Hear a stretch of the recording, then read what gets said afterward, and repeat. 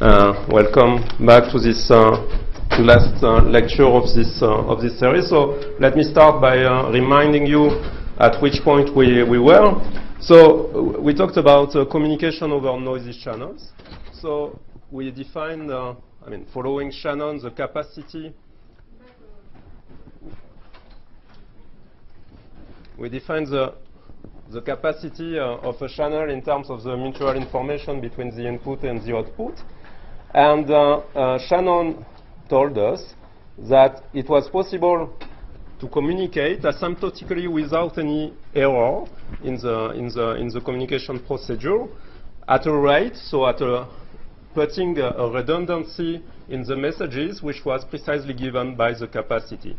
And he told us at the same time that it was very easy to do so, in the sense that one could just construct a code at random, so a correspondence between the messages and the code words which are sent through the channel, just taking them at random. And that was the best one could do in terms of the rate of the codes. At the same time, it was very disappointing in the sense that these very simple codes are not practical at all, because we discussed the fact that they will need an exponential time and an exponential memory space to be implemented in practice. So the reason for that was precisely because they were completely random, so there was no structure to exploit in order to do this encoding and decoding procedure more efficiently. And this brought us to what I said at the end of the last lecture. So the simplest structure to put on this set of code words was to put a linear structure. So I reminded a little bit of linear algebra, so which is here a little bit disturbing at first because it's algebra on modulo 2 with modulo 2 operation, which is not exactly the linear algebra you are used to when you work with reals, but most of the things translate in the same way. So the setting is the following. We have strings of n bits, which are the strings we send through the canal, and the emitter and the receiver agree not to use all these 2 to the n possible points in this space, but only a much smaller subset, an exponentially smaller subset of 2 to the n code words, which form the code book. All right? The idea being that if these points are sufficiently far away, the mistakes made by the noise in the channel should be sufficiently weak for us to recognize which was the one sent from a corrupted version obtained in the output. So I recall that the rate is the ratio in terms of the number of bits of what you transmit with respect to what you can actually transmit. And so this is in general for any code, and I gave the definition of a linear code is a code book such that you have stability, that it's a linear subspace of 0, 1 to the n, so that additions, linear combinations modulo 2 of the code words give a new code words. And this we saw that in particular the code words, the string with all 0 is always a code word. Okay? Okay, so that's.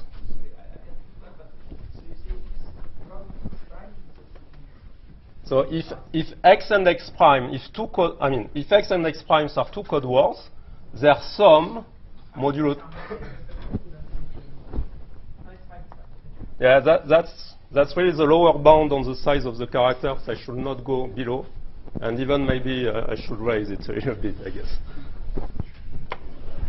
Okay, so why is this linear structure convenient? Well, one of the things you should remember is that of linear algebra is that to describe a linear subspace, well, you can do it in 2 ways. Either you give me a basis of this subspace, or you give me in a dual form equations, linear equations which define it. So you can view it as an intersection of hyperplanes, for instance.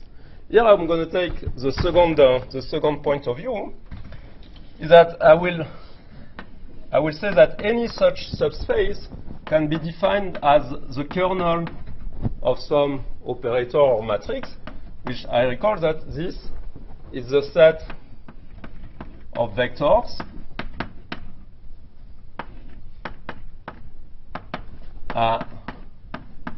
which gives 0 when applied on the matrix, where H is a matrix which has n columns and a number of rows which I will denote m, and that there are zeros and 1 somewhere in this matrix. Okay, that's that's one way of defining a linear subspace. And okay, so each line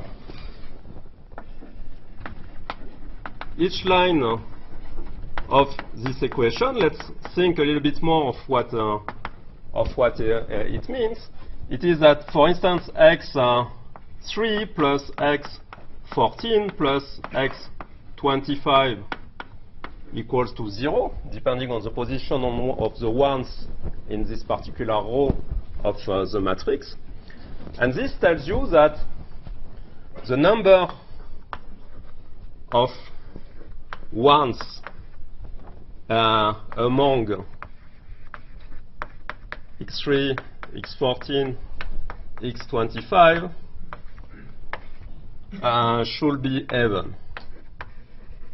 Okay, so that's why it's called a parity check, because it checks the parity of the number of ones among the ones that are involved in this particular equation. Okay, so another thing that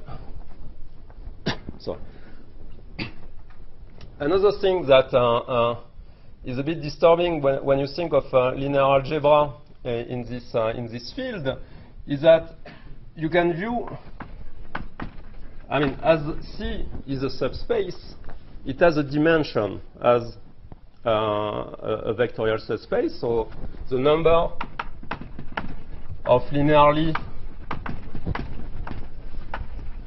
independent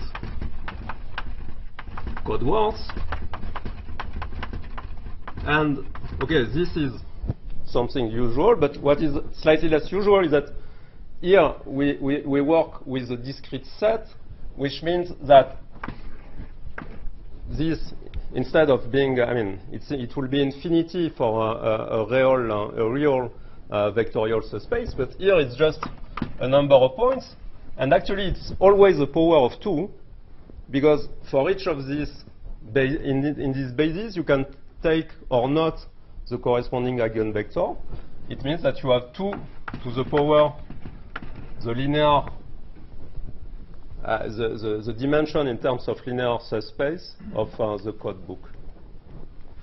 Okay, is this clear, this definition?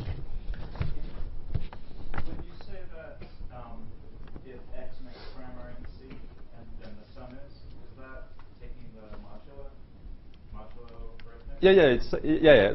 The plus is the plus modulo 2, as I defined last time. So, yeah. So here I cannot allow operations which take me out of 0 and 1s. So this is the plus component wise and modulo 2 for each of the components. Yep. Sorry? What is capital M? Capital M is the number of lines in my matrix. I can choose such a matrix which describe the subspace. I will comment in a minute with the relationship with the other parameters. You have the questions? Okay. Someone else? Okay. So, precisely. So, what is the relationship of M with L, the number of set, and which is, okay, here we say that this was 2 to the L in the usual notation. So we have to understand what is the dimension of this set. Well, the intuitive way of seeing this is that suppose that the M equations in this matrix product Hx equal to 0 are independent, then how many solutions do you think there are? If I take a linear equation like this, what is this? Is its effect on the number of solutions in the space? So this should be a power of 2. If there is no equation, it should be 2 to the n. It should decrease every time. One for each equation. Yeah, that would be natural to think that it's each time you add an equation, you divide the size of the solution by 2. And actually, it is exactly this. So if you, to see this, you can say, for instance, well, okay, suppose I have fixed x14 and x25. Then instead of the 2 possible values for x3, I have only 1. Okay, so I'm really cutting the number of solutions by 2 every time I have an independent equation. Of course, if the equations are redundant, then this is not true anymore. Another more formal way of seeing this is that again, this is a general result of linear algebra, is that the dimension of the starting subspace is equal always to the dimension of the kernel of the operator plus its rank. This is linear algebra. And so here, this is L. So, and this is M in this if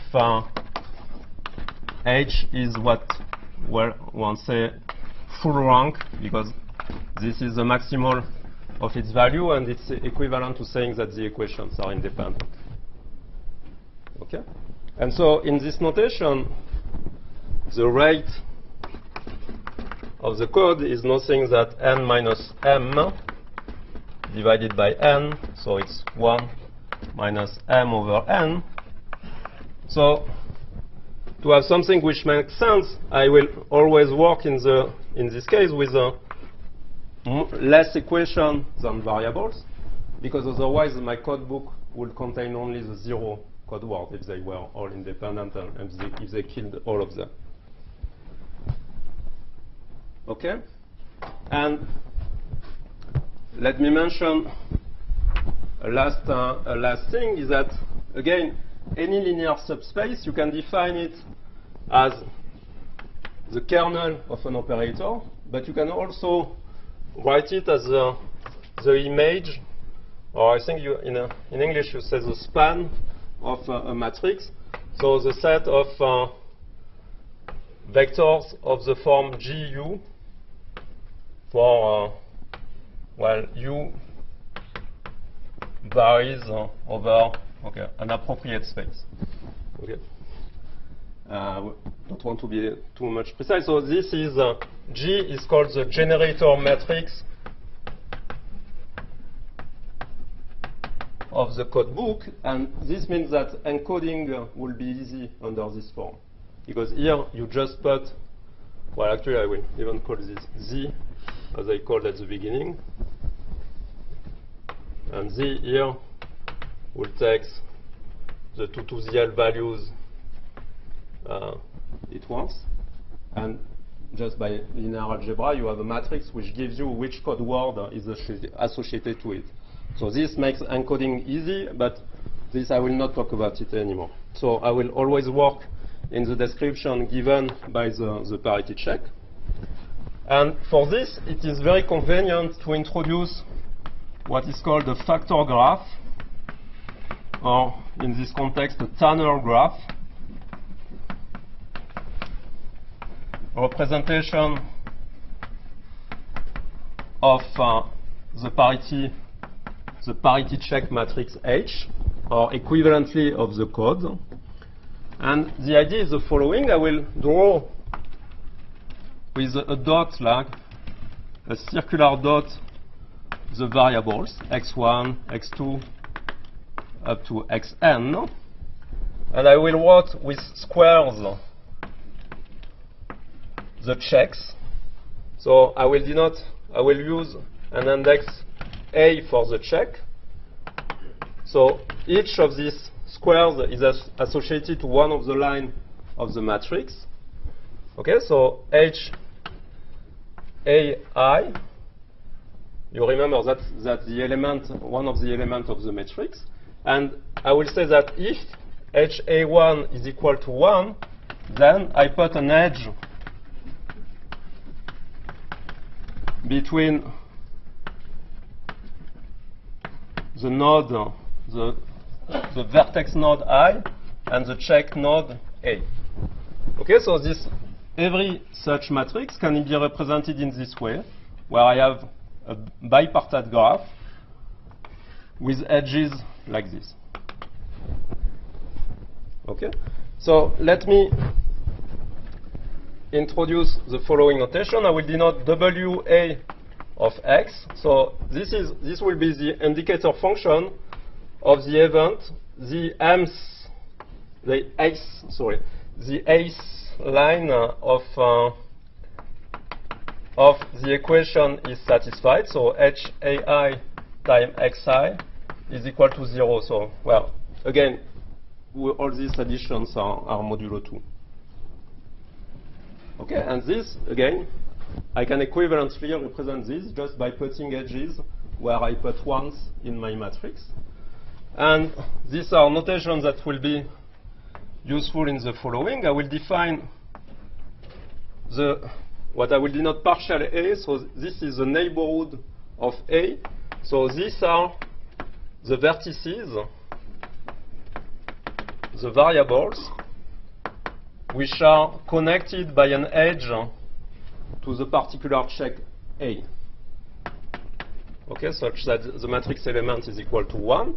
And so in terms of graphical representation, that's precisely the neighbors along this graph of the check A. And reciprocally, I will define partial I, the check in which the variable I is involved.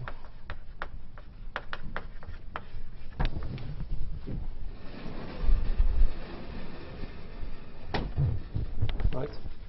So this, I mean, it's a simple remark, but all these lines, all these conditions in Hx is equal to 0 are constraints.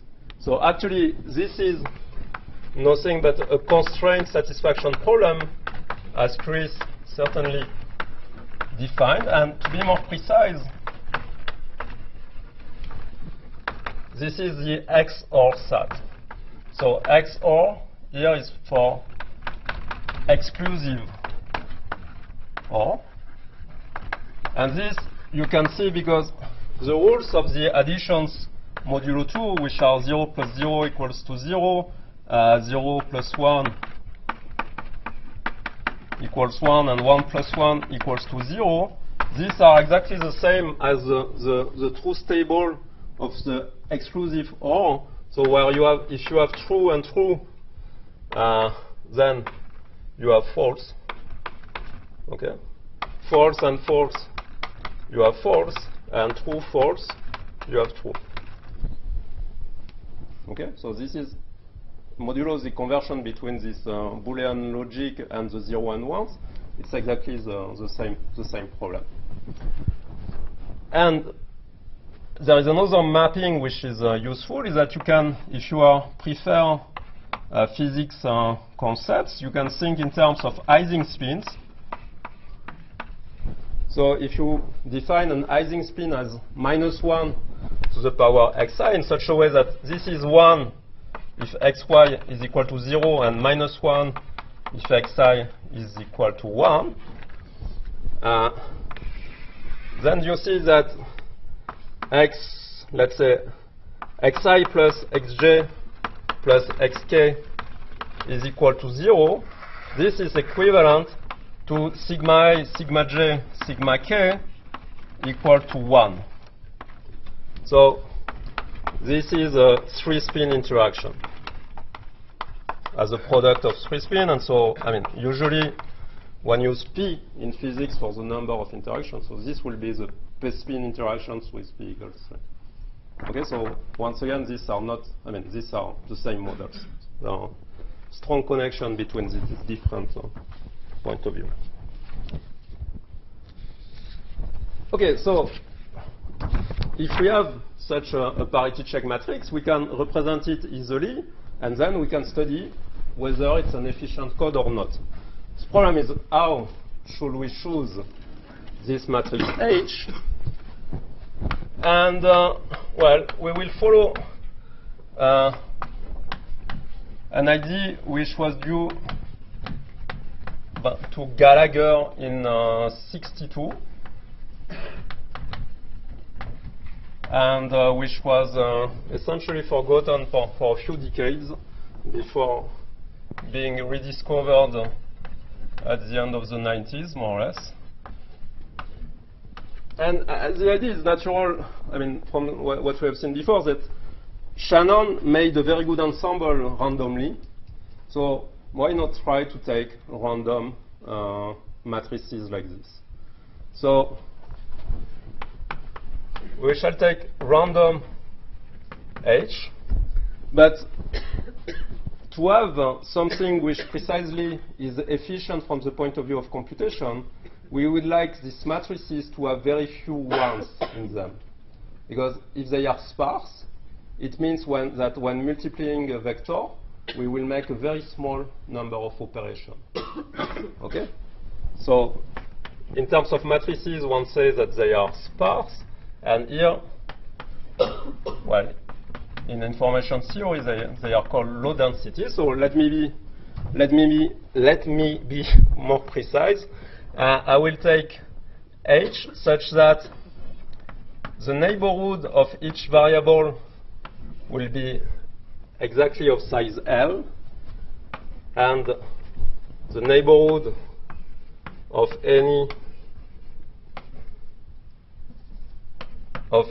check will be of size K. So L and K are two integers which define the problem. In other words, this is the number of ones in the else column. No, sorry, in the ice column. And this is the number of ones in the 8th row. And I want them to be always the same. Okay? In each row, I have k ones, and all the rest is 0. And each column, I have L ones, and all the rest is 0. And under this condition, H is uniform at random. Okay?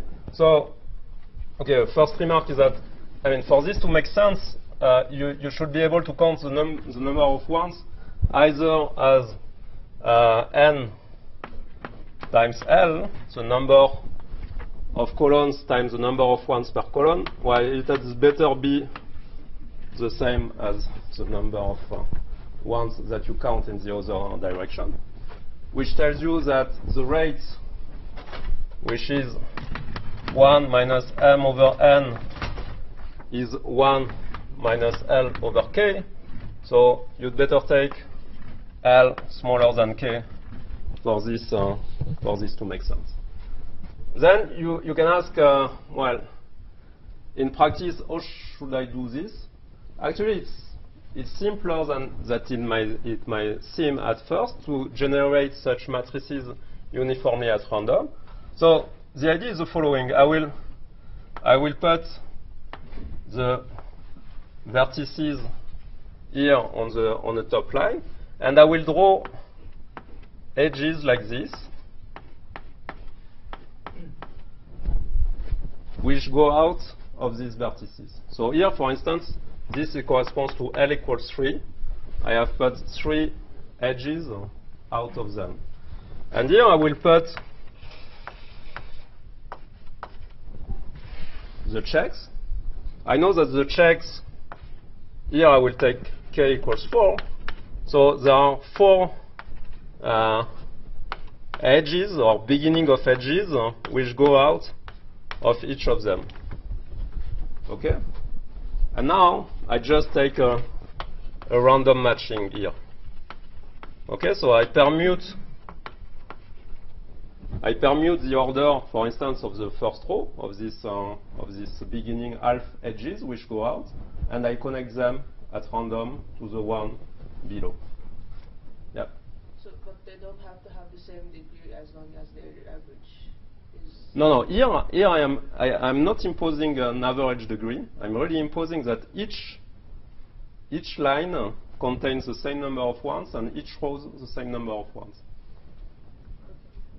It's true, actually. I don't know if I understood correctly your question. It's true that if I do this matching randomly, I will not exactly obey this constraint because what can happen is that two half edges go on the same one. Okay, this can happen, but okay, this is rare. And this can be cured. Well, the easiest way to cure it is just to put everything in the dustbin if this happens and start again. And okay, and then you will, after a few trials, you will manage to have one which has no problem, and this is a perfectly unbiased way to sample these matrices. Yeah. So for the same reason, we don't care about repeating rows. Repeating? Sorry. Repeating rows. But we might get the same equation twice. Yeah, this should not happen very often. This should be, this should be even less, it should have been even less often because it's worse than this. But because to have the same equation twice, you see that you have to have a lot, you have two equations which connect exactly to the same ones.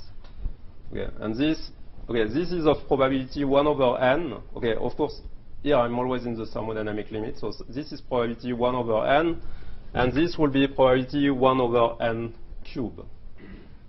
Okay, so again, you can, if you cure this as well. But okay, let's forget about this. That's a minor problem. Yes. I don't know, but they are. Yeah.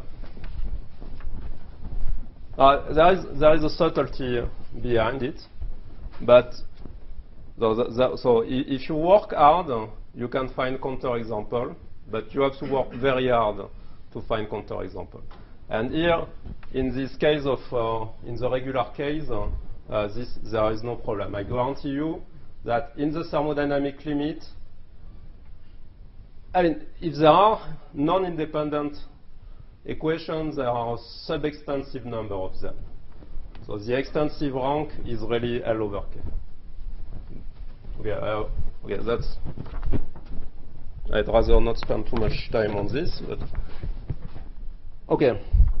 So as we start discussing here, but I will insist because that's a crucial property, and. Well, I think Chris already mentioned this, but I might come back on this, that these graphs are what we call locally tree-like. So first of all, a tree is an acyclic graph. Okay, so something that has really the shape of a tree, so with a trunk and then branches and then leaves. Okay, something which does not cycle onto itself. Here, it's not a tree globally, but it's locally a tree. So what is meant by that is that if you take the neighborhood at some distance, let's say T of some arbitrarily chosen I,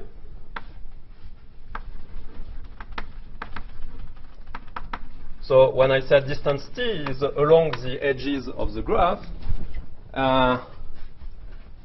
is a tree if when, with high probability, with a probability which goes to 1, if t is fixed, this radius is fixed, and n go to infinity. So here, in this particular case where I fixed the local degree of both nodes, this means that if I look locally inside this graph, what I will see is something which is a perfectly irregular tree, where here I have the node I has 3 neighbors, then I have the checks, and then each of them has 3 new neighbors, and each of them has 2 more neighbors, because in such a way that the degrees are exactly what they should do. Okay, and so on and so forth to any distance which is kept fixed in the thermodynamic limit. And this is a mathematical result. I'm not going to formalize it more. The idea is just that if you think in terms of this description, if you think that you do this step by step, so you can think that, okay, I'm starting here, I'm choosing my neighbors at random, and I have to choose a finite number of neighbors among an extensive number of possible neighbors. Okay, so with probability 1 over n, I choose twice the same of order 1 over n. But this goes to 0. Okay? So as long as you don't do this exploration for too much, with a probability which goes to 1, you never pick 2 neighbors which are in a finite number among an extensive number in the same way. Is this sufficient to convince you about this? Or? Okay? And this is really something very important and useful. Okay, maybe as a remark, I should note that this tree has nothing to do with the tree of the guessing game of the first lecture. Okay. So just that there are no, well, I don't think there can be confusion, but as it's a second occurrence of a tree, but that has really nothing to do one with the other. Okay, so now I have defined a way to construct such a random matrix, so such a random code word. I'm going to use it, and we are going to analyze whether it works well or not. And for this, well, of course, the performance will depend on the channel, but we shall take the simplest case and consider the analysis on the binary erasure channel. I will comment at the end on the generalization of this. Okay, so what I'm going to do, I will assume that what has been transmitted is the code words with all 0. Okay, as I said last time, and I repeated a little bit, because of the linear structure, any code word is equivalent. So just for notational simplicity, I will assume that I've used this code word. But of course, in the analysis, you have to pretend that you don't know that it is the all 0, okay? Because otherwise you have cheated. Okay, it's just a gauge transformation, but you don't have to. I mean, you cannot use this information. So this has been sent, and what has been received is a string where some bits have been correctly transmitted, and some bits have been erased. Okay? So there is a fraction epsilon which have been erased. the sender and the receiver have agreed to use a given parity check matrix. Okay? So suppose you are the receiver. So you know that you have this graph. Okay, so let me look at a part of the graph which locally will be is going to be a tree. Okay, I'm not using the same degrees that here. It's not a problem. It's just to give an example. So suppose that here you have something where this bit has not been received. This bit neither. This bit has been received. This bit has been received. This bit has been received. Okay, again, when they are received, there are zeros, but you can think that there are zeros or one, depending on what the message, if I don't make this assumption. Okay, and this I don't care. So, do I stop here, or am I using some tricks to improve what I have received? What can I do when I see this? Can I guess some of the bits which were erased? Because that's the goal, to remove the erasure and find back what is hidden between the erasure. What does it mean that these three guys, these three variables are together? That the sum is equal to 0. So here, this is not a problem. This I can correct for this mistake. This I know that it must have been a 0.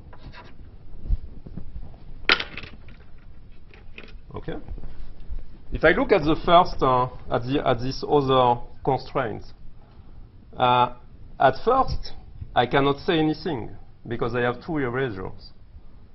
Okay, and two erasures they could be 0 plus 0 or 1 plus 1. I could not be able to distinguish. But from the first constraint, I've deduced that this is a 0. No, so now I have two zeros here. This one has to be a 0. Okay? And so on and so forth. I can deduce from these linear relations new bits which were hidden to me. I can guess them from the one I have received. Okay, so formally, this, or a bit more precisely, the rules you can use as a decoder is to say if there exists a parity check with a single erasure, then you can deduce it. And do it again. Because you might have unveiled a new relationship that will propagate and make a cascade of implication. So, what is the outcome of this? When it stops, well, there are two possibilities.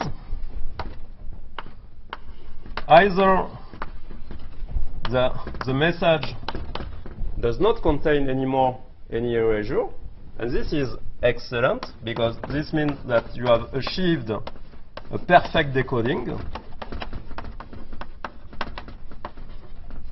or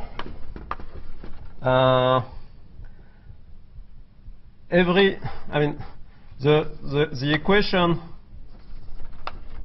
the remaining equations on the variable which have not been determined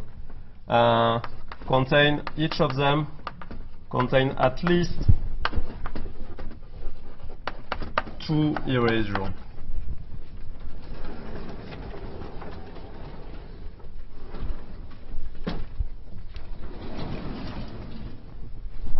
Okay? You agree that, that's certainly a procedure that you should do. Because you have constructed the code to have this kind of information, so you'd better use it. So, now the question is,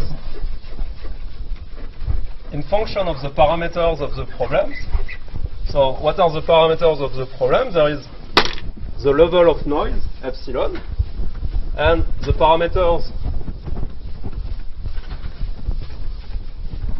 of the construction of the code. So as a function of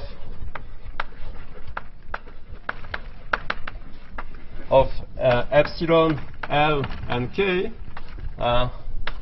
when is perfect decoding possible? That's the question I want to answer now.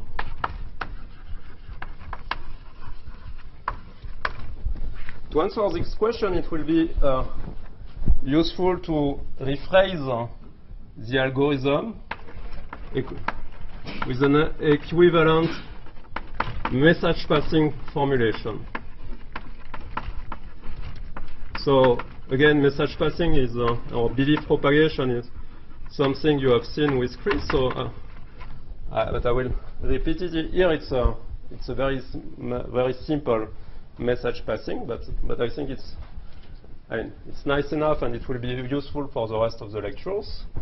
So the idea is the following. So I can say that if I am a variable, I can tell a clause two things. I can tell I'm sure I am a 0,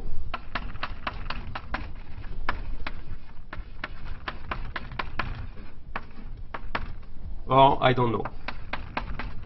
Okay, and this will be two values of the message sent from the variable I to the clause A. If I am a clause A, so this is H. If I am a clause, if I am a clause, I can also I will also send two possible messages, which tells I'm sure you are 0. No offense intended, but you are 0, or I don't know.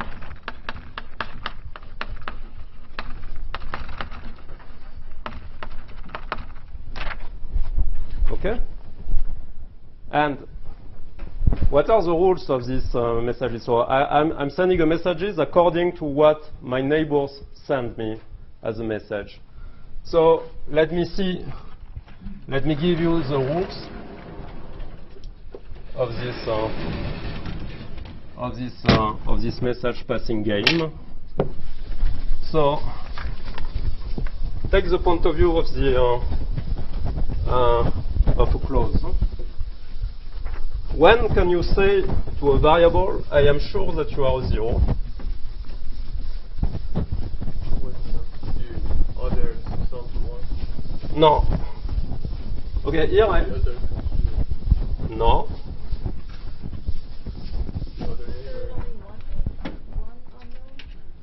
That the only unknown is the guy you are talking to. It's only in this case that you can say, okay, all the other guys told me they are zeros. You must be a 0. Okay? Here, again, no, maybe your confusion comes from the fact that here I'm assuming that I transmitted the 0 code word. Okay? Otherwise, the question will not be exactly, I'm sure you are 0, but I'm sure I know your value. But that would be exactly the same rules of the game. Again, this assumption is just for notational simplicity. So the rules of the game is that UAA is going to be a 0 if all the other neighbors, so that I will denote all j's which are around clause A except I, if they all tell me we are zeros, then I can tell the last guy you are 0. Okay, and so maybe I will, to clarify the notation, here I have a clause A which talks to a variable I and which sends a message as a function of all its neighbors here. Okay? And if this condition is not fulfilled, then the clause cannot say anything. Okay, now when can a variable tell a clause I'm sure I am a 0? Well, either the message has been received, and then I'm sure it was this guy was a 0, or there exists another clause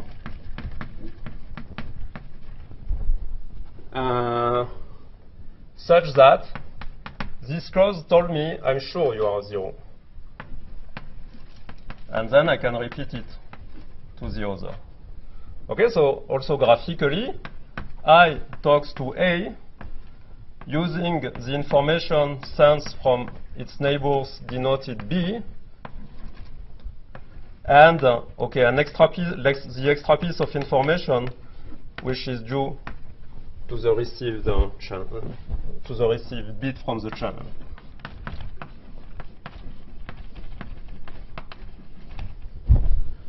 Okay, that's the rules of the game.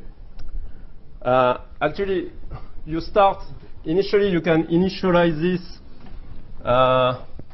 with let's say no information. So initially,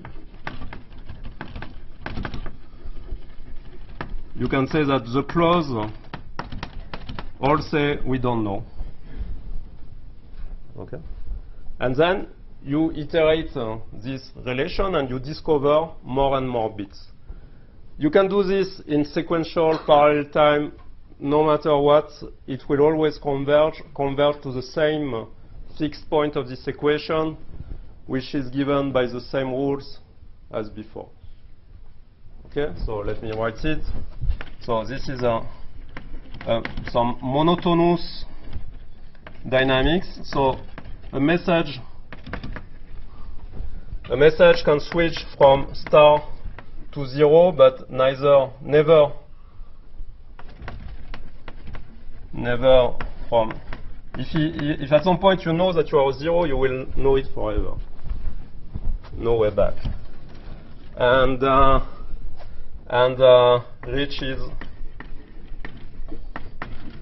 the same fixed point as the first decoder we discussed. For any update schedule. So I will, for simplicity, use 1, which is to say that I will work in discrete time. This will be time 0, the initialization.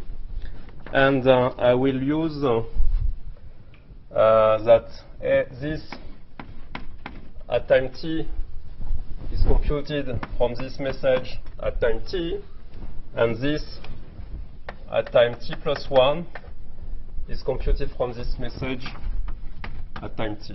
Okay, it's clear. So, well, I mean, again, it's equivalent, but it will be easier for the analysis that follows. I have a question. Yeah. So with this method, I'm assuming that the number of unknowns in the decoded message would be always smaller than, like the fraction would be always smaller than epsilon, right? No, The epsilon. remaining. No, epsilon has no. Well, epsilon is the fraction of the unknowns in the received message, right, before decoding. Yes. So after you decode, the fraction goes Yeah. down, right? That's is there a way that's to for sure. increase that? Why would you do that? And you're trying to communicate. I mean, if you want to send the white noise, that's easy. I mean, you don't need to listen to do this. No, that's. I mean, of course, you can play other games with this message passing. Yeah. You can say, I always send that I don't know. But this is not very interesting. Really, what we want to do is to decode. Okay, maybe this seems stupid because it's the all 0 we are decoding, but think that it's an arbitrary code word that you have no clue about what it is except the bits that you have received, and you want to guess all the others from them. I mean, you can always do worse, if that's the answer to your question, but I mean, that's not what we are trying to do. Okay, so remember, I want to find the answer. When is this algorithm working? And well, there are a lot of randomness in here. So I'm going to do a probabilistic analysis. And I will call eta at times t the probability that a message from a clause to a variable, uai of t, tells the variable I know who you are. Okay, so what is this probability about? There are a lot of randomness, and there is the randomness about the construction of H, and there is the outcome of the channel, that is where are the location of the erasures. And also here I will say that I'm choosing the edge between A to I uniformly at random. Okay, in this random matching here, I'm taking one of these edges at random, and I'm asking what is the probability with respect to these three sources of disorder that at time t on this particular edge in this particular realization of the code and of the channel, I have a decoded message. Okay, and I will write psi of t for the same thing, but for the messages sent from the variable to the clauses. Okay, so I have to compute relationship between these from the rules I've written above. So there is one. Okay, the first thing which is very easy is initialization. So eta of 0 is 0. Okay, because initially all of them are erased, but that's not very interesting. The interesting is what becomes these two rules in the probabilistic setting. So think a little bit of it the time I take to erase the blackboard.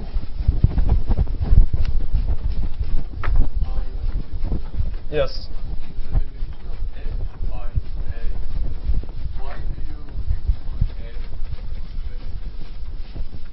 That's my choice, but it's a very important choice actually. So you can, okay, we will see in a minute that for the analysis it is crucial, and essentially it's because it gives you independence. So you see what you are telling your neighbor does not depend on what your neighbor has told you. So it means that if I cut my neighbor away, what he receives is independent from what I send him. And independence is a crucial point in the analysis. Another answer is that Chris told you that you avoid the echo chamber, for instance, in community detection. And the good answer Federico will give you. He will give it to you in the next year. And, okay, I'll come back at the end of today's lecture. I will answer a little bit more this.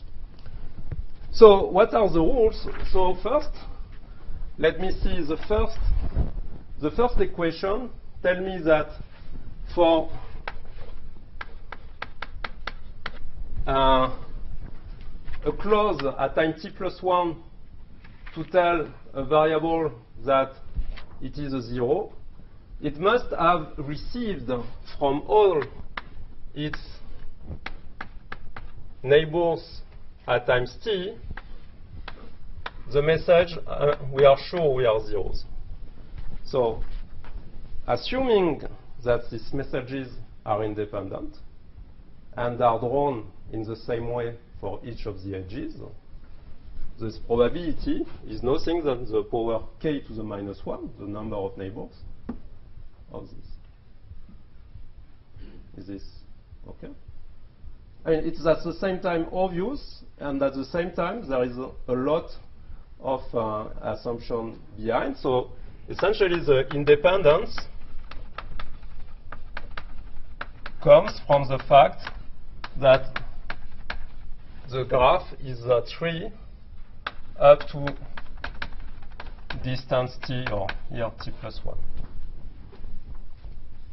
Okay, but okay, if you admit this and presented it in this way, it seems obvious, so all the best. This is the traduction of this first line. And similarly, to compute the probability psi of t, okay, here it's a bit painful because instead of and I have ors, but I just can negate, and so the probability that it's an erasure is 1 minus this probability. And for me to send an erasure, I must not have received my bits, you know, otherwise I will know who I am, and all the other neighbors should not send the information. Okay? Again, with the same independence assumption which comes from above. So now I have a very simple recursion, and I can close, for instance, I will close on the psi t plus 1, which I will write as a function. They are a function of the psi at previous time with f of psi, which is 1 minus epsilon times 1 minus psi k minus 1 L minus 1. Okay, putting these two things together, I will make the assumption that k and L are larger than 3. Okay, for simplicity and because that's the case which is most interesting here. And well, you know what you have to do when you have to study such a simple dynamical system or recursions. You have to plot the diagonal, psi, and the function. So, okay, if epsilon is equal to 0, f is just equal to 1. Okay, but there is no noise, so I receive everything. So that's not very fun. If I increase a little bit epsilon, what you will find that this function has this shape. Okay, so this is 1 psi, the diagonal, and f of psi. So this is for epsilon small. Okay, to be precise later on. I increase epsilon now. What is going to happen is that this function now, at some point, will be tangent here. Okay? If I increase even more,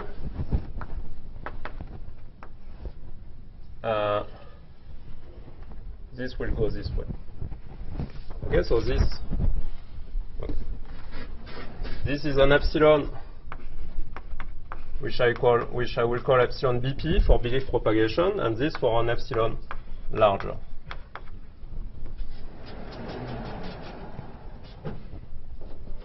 So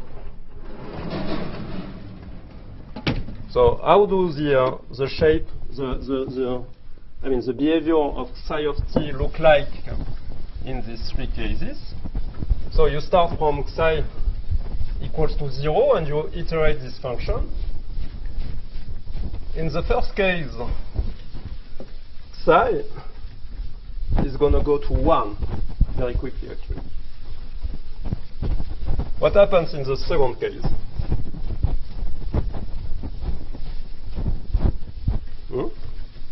What is the long time value of psi in the second and in the third case?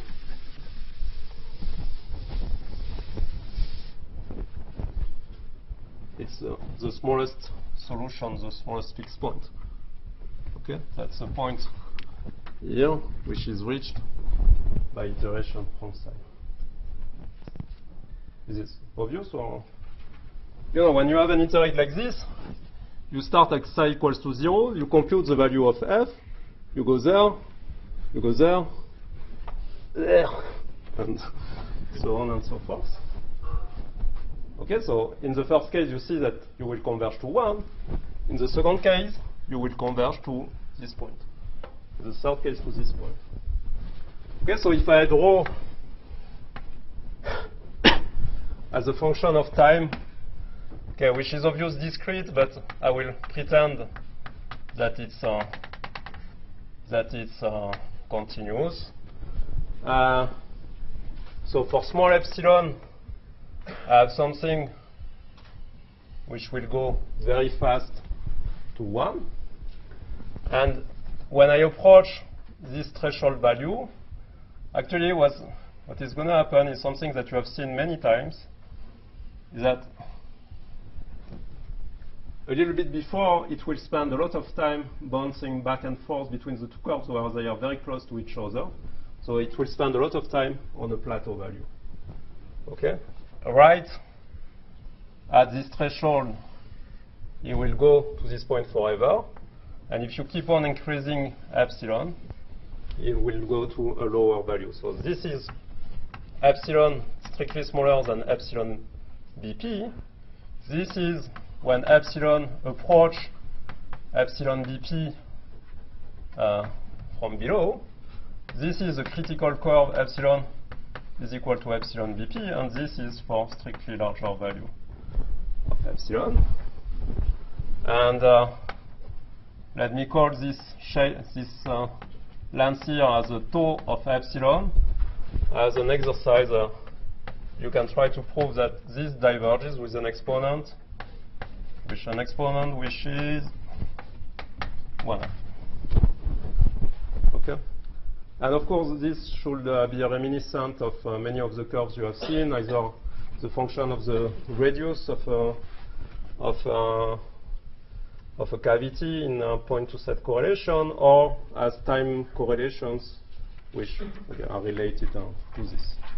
It's not completely a coincidence, let's say. The conclusion from the point of view of what we are doing is that, I mean, it's a very nice conclusion, is that for epsilon smaller than this threshold, you have perfect decoding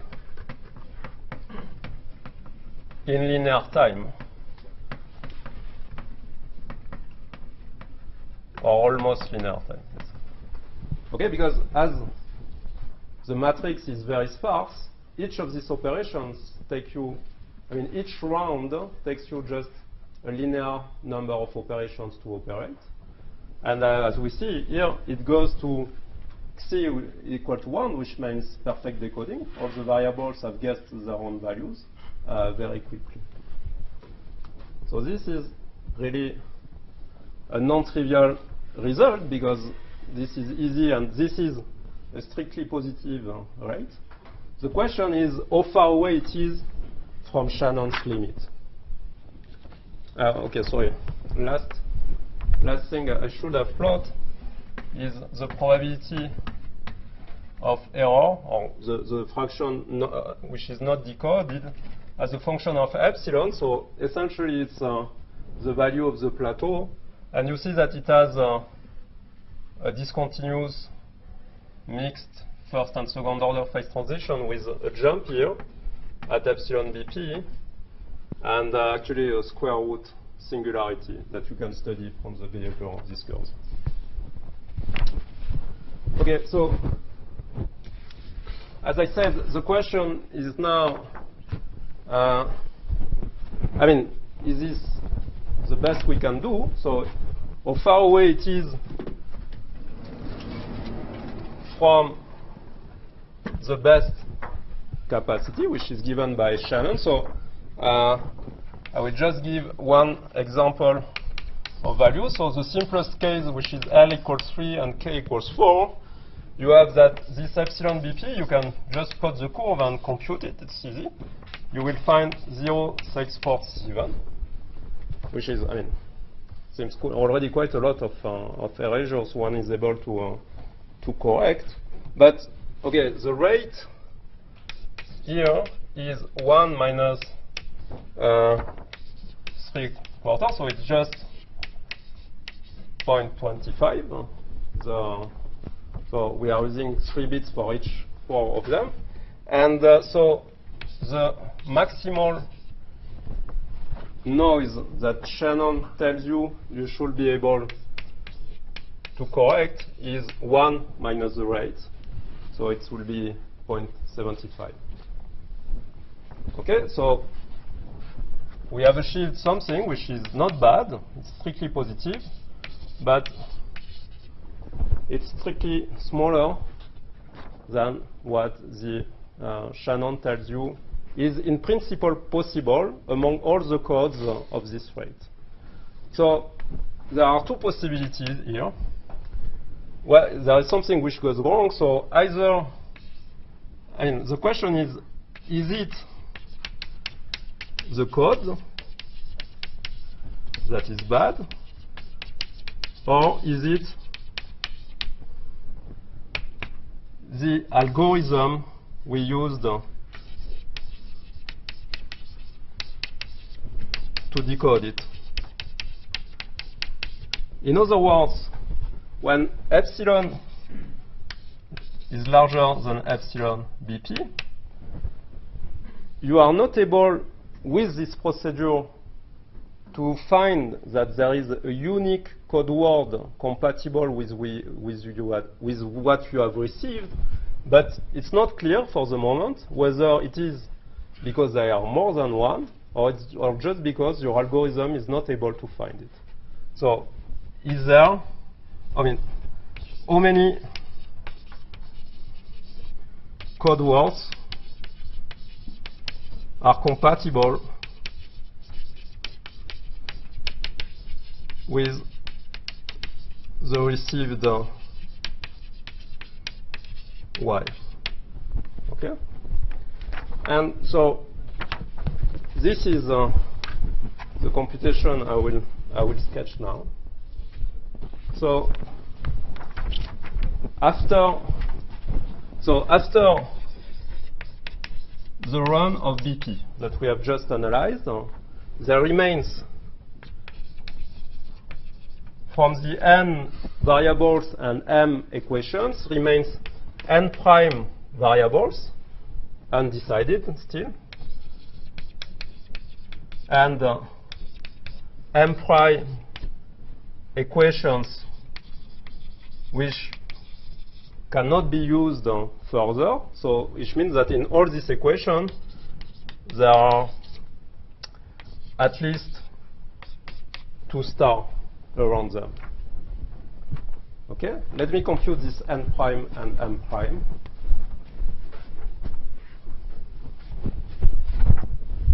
So n prime, for a variable not to have been decoded at the end, it must not have received its signal, and none of its neighboring clauses should tell him who he is. So n prime is n times epsilon, he has not received its value, times the probability that none of its clauses can tell him who he is, which is this. Okay, where psi is psi when t equals to infinity is a fixed point reached like this. Okay, m prime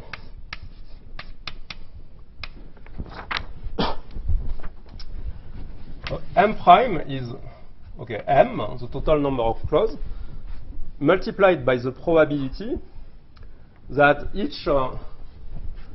that at least 2 of the neighboring messages which comes to this clause, to this constraint, to this parity check, are irregular. So the total probability is 1 minus the probability that there is exactly that all of them are decoded. So this is psi to the k, minus the probability that there is only 1. And so this will be minus k, psi, k minus 1, 1 minus psi. Okay?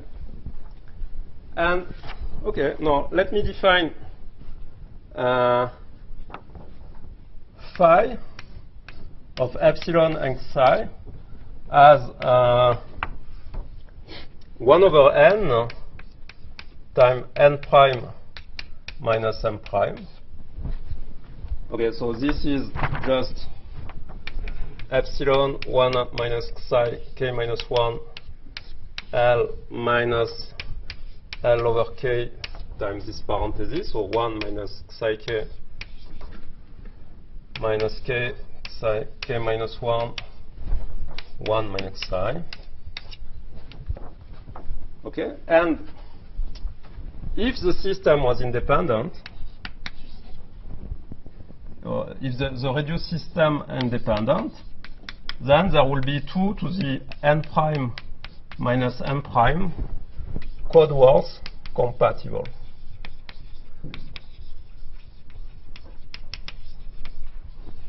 With what has been received. So let's plot this curve. Let's plot this curve here. Well, actually, it's something that you have seen many times. The shape of it.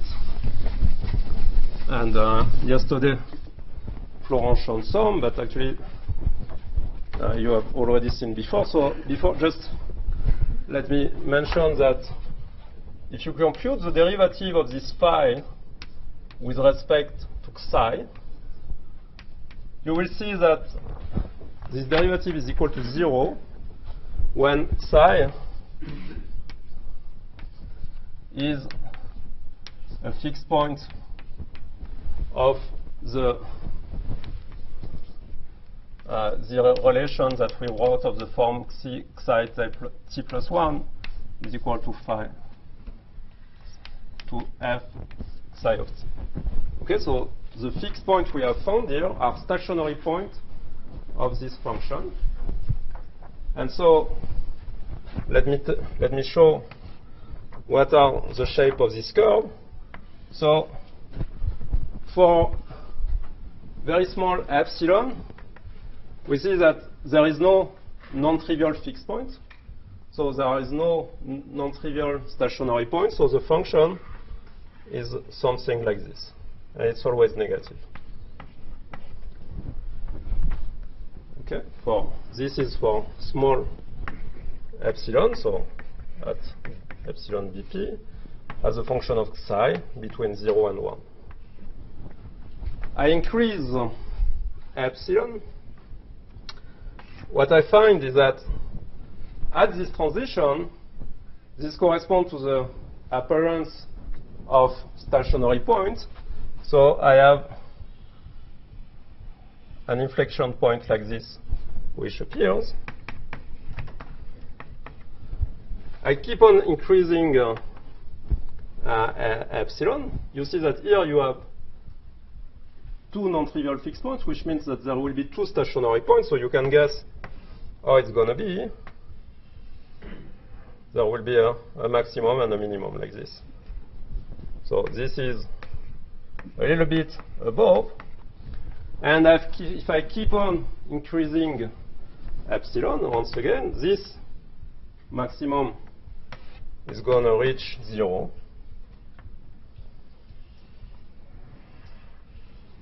At a value that I will call epsilon map for maximal a posteriori. And for larger value, this maximum will be strictly positive.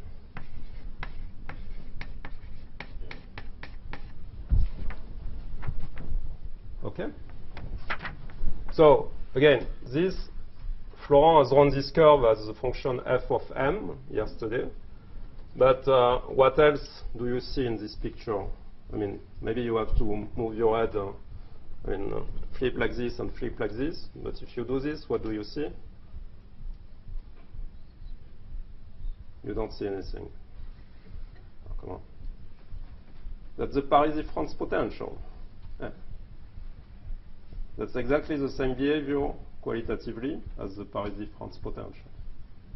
Okay? So this, you would call it dynamic transition temperature, and this you would call it Kotzmann temperature in terms of the Franz-Parisi potential. So here, in terms of this communication problem, what is the answer to what we were saying before? So here, so now let me redo this plot. So in terms of epsilon, this probability of error, so I said that what we have computed from the belief propagation analysis, so what is easy to obtain is this curve here. So this is for epsilon BP. And what I've just shown is that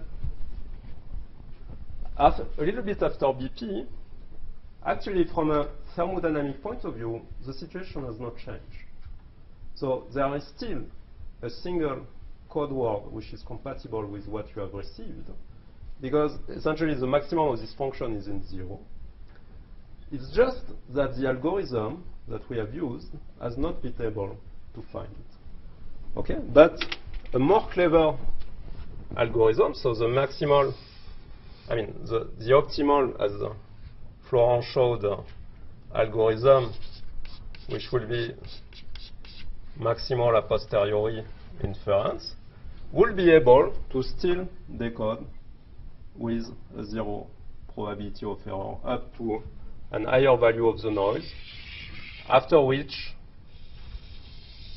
again, the two curves will go together. Okay, that's what we read on this curve.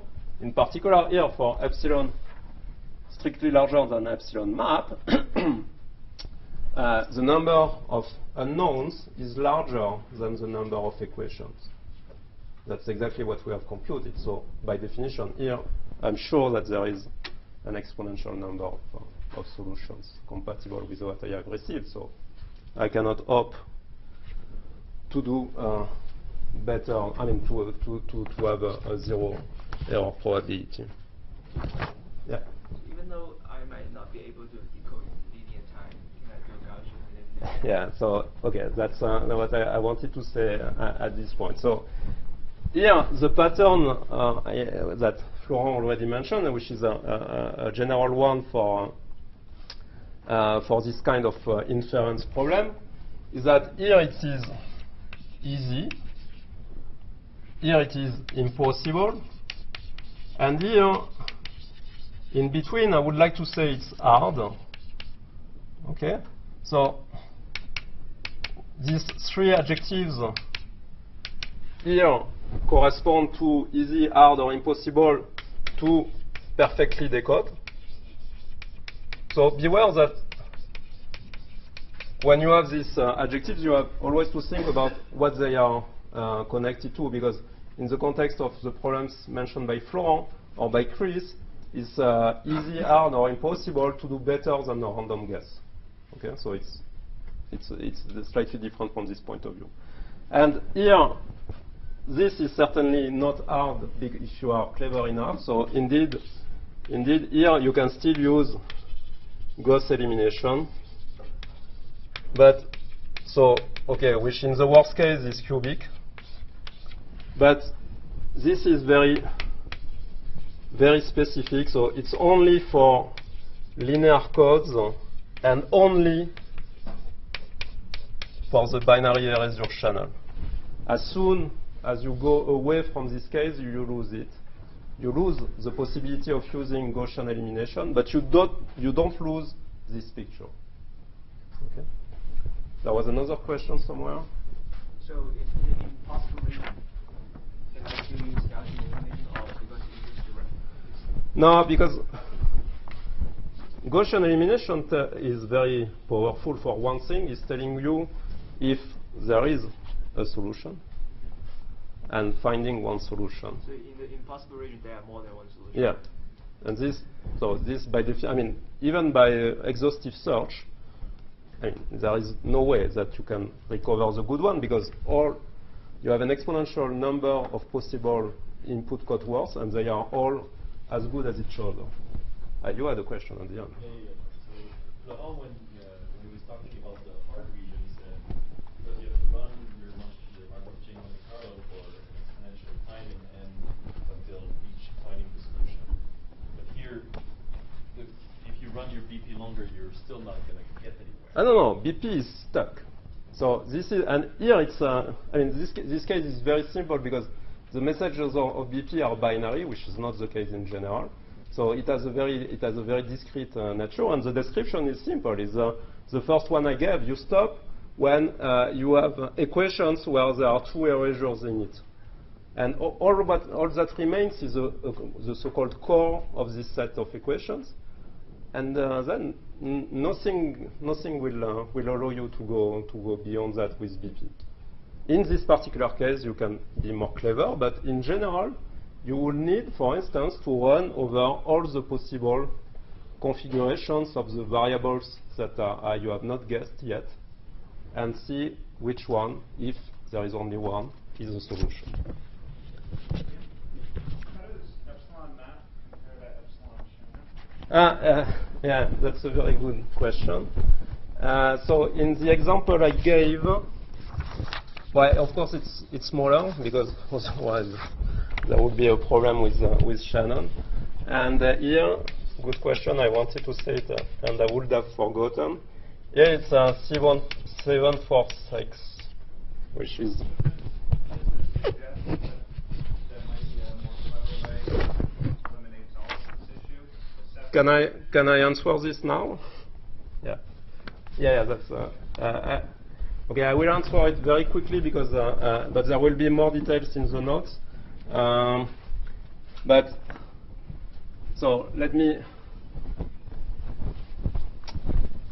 say the following thing, that you can generalize where instead of generating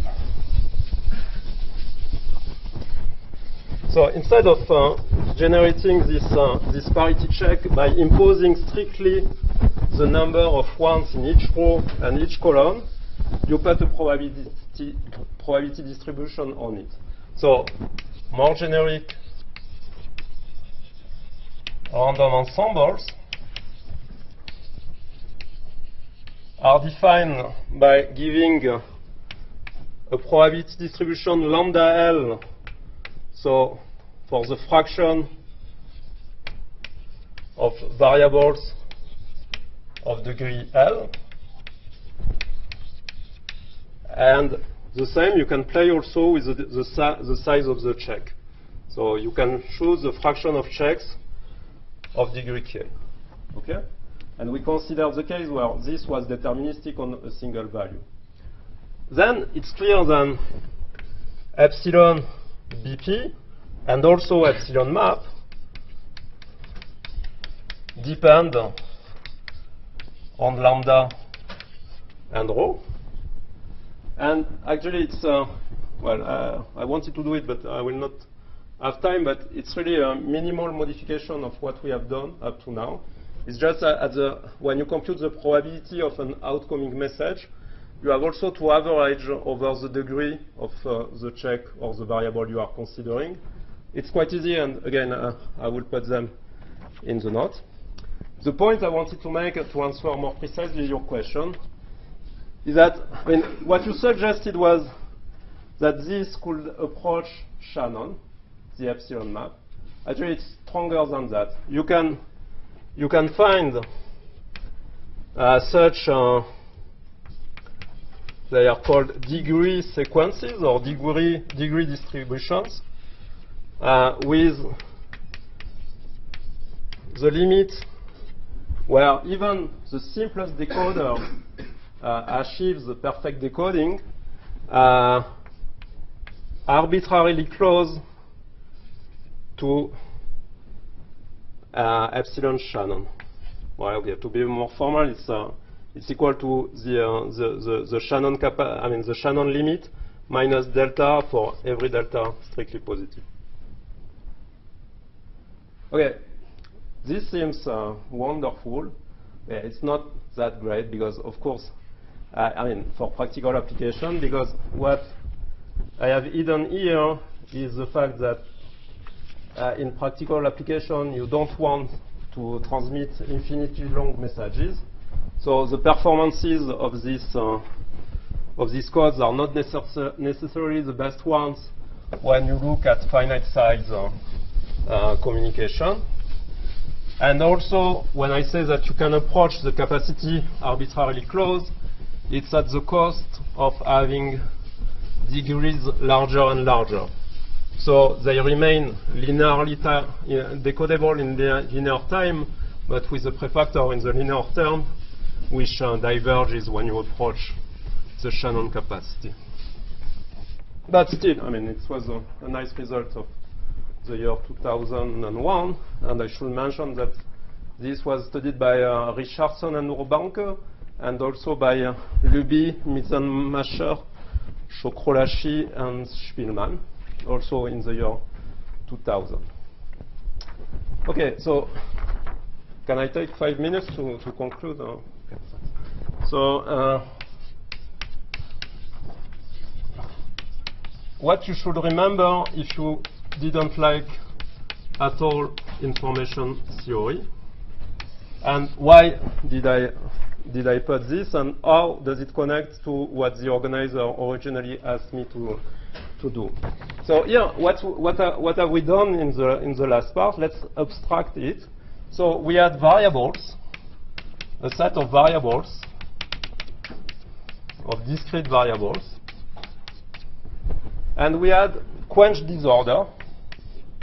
So here the quench disorder was the parity checks and the realization of the channel. But let me call them generically J, some quench disorder. And we wanted to study some probability distribution over these variables as a function of this, I mean, this playing the role of a quench disorder. Okay, in our case, it was a posterior distribution of the incoming message, but you can think more generically that this was some parameters in this distribution which took the form of, okay, some normalization function times a product over all the variables of some weights, some local weights, which in our case was the received message, and a product of weights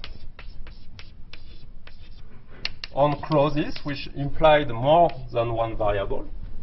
Okay, so which depended on the variables around A, in such a way that the graph of these interactions was random, so it's part of the quench disorder, and crucially, it was locally tree-like. And what we wanted to do in this context, but what we want to do more generically, is to find the value of the partition function. So it's usually, you can view it as a free entropy, the free energy, or here it was a conditional entropy. So what you would like to compute is the limit, the thermodynamic limit of 1 over n, the expectation of the log of this partition function. That is usually an important goal. And